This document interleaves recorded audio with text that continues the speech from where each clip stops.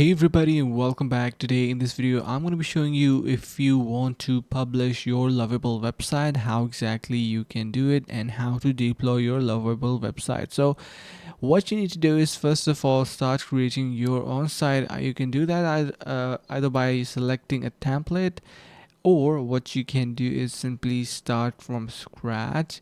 And once you do get that done, you will be able to see a publish button at the end, which is going to be of course asking you a couple of questions to confirm your domain, hosting and everything, and then you can deploy your website.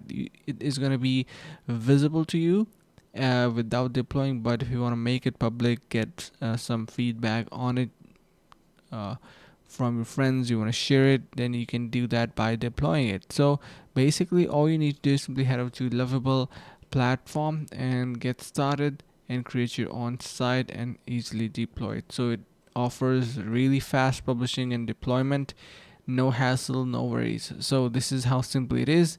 Thank you so much and see you in the next one.